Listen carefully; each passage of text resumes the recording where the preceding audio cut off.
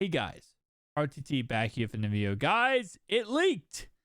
The Intel 11900K leaked. The benchmarks leaked. So let's talk about them, guys. So starting off right away, I gotta say this because I gotta say this every single video because a lot of people do not understand the concept that this is not the suppressor of the 10900K. Even though it's the 11th generation, it just came out. We will see a suppressor later on this year for the 10900K. This is actually the suppressor of the this is actually the next gen of the 9900K, which of course is an 8-core 16-thread CPU. This is not a 10100K, that's a 10-core 20-thread CPU. Keep that in mind. This is a little bit different. This is an upgrade from previous. So right here you can see we have this multi-core 64-bit score, and the top dog, for obvious reasons, is going to go on and be the 5950X because AMD right now is the best in the business. I mean, that's just a fact of the matter. I love Intel, but you can't deny the fact that this new 5000 series of AMD is literally just the king dog right now, and no one can compete with it. Now, so a lot of people are going to look at that and be like, wait, why is the 11th generation so bad? Because what you don't see on there is the 9900K, which is actually because this is so much better than the 9900K. So let's talk about the first off results, multi-core score. So starting off right away, obviously AMD is 16,248 points, right? Comparing that to the Intel i9 11th generation 11900K, it is 10,934 points, which is 33% less than the AMD one.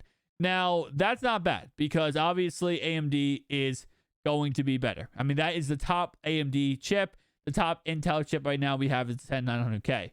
Now, comparing that to the AMD Ryzen, Ryzen 7 5800 X, the fact it's less than that is kind of disappointing, but at the same time, like I said, any AMD chip is going to be very powerful. Now, when it comes to, actually, that's not even that's the newest one. That's actually I think it's the lowest in the line too. So that's really disappointing. It's actually less than the 5900X. But nonetheless, so let's go ahead and talk about the single core. Intel does lead in single core performance out of all the big dogs, including their i9 10900K and the 5950X AMD. So again, this time actually them leading and have the Intel 10900K 25% less than the Intel i9, which obviously we know, you have 8 cores, 16 threads versus the Intel 10900K that has 10 cores and 20 threads. So it's more powerful. Obviously, the 10900K is way more powerful. I believe I am correct on the cores to thread ratio for the 10900K. I might be incorrect on that one. But anyway, though, it's more cores, more threads, multi-core performance, a lot better. Let's go ahead and go down here. So we have the Gigabyte Tech Company who went ahead and released this. Obviously, they're showing off, yes, we have 11th generation. We have 11900K, 1892 single core, and 10,934 multi-core, which comparing that obviously to this, to the other ones, the other big dogs in the group here. I can't zoom in anymore. This picture is kind of bad. Single core image is right here from Geekbench, and it looks like the Intel i9 11900K. It doesn't look like it's on this. Okay, you're saying compared to that. Okay.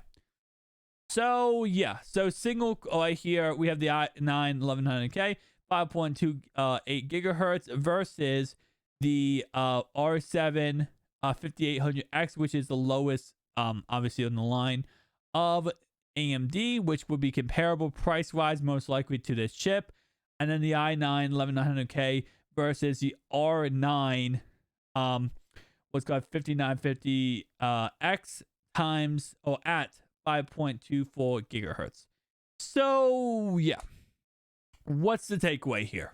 First off, for the price tag of this chip, it's going to be very affordable and very nice for the performance you're getting, performance to money ratio. I said this before and I'll say it again. When it comes to AMD, when it comes to Big Navi, you're always going to get more performance and more money ratio than you are with Intel other than the 3080, that's pretty much plain and simple. You're going to get more, and even the 3080s, you can't even get them at the MSRP price anyway, so it doesn't matter. You're going to be overpaying anyway, so it's AMD, guys. AMD. Now, this is a good stunt to come back and try to keep, good graces. Like, hey, look, we're trying on Intel side to kind of compete with AMD. But let's be honest, it's a failed attempt, because even with all this leaked information, AMD still the W. And I know recently the Intel CEO resigned, and I think it was personal reasons and stuff like that. But AMD, man, they got it, guys. Tell me down below your thoughts and opinions. I'll see you guys next one. Peace out.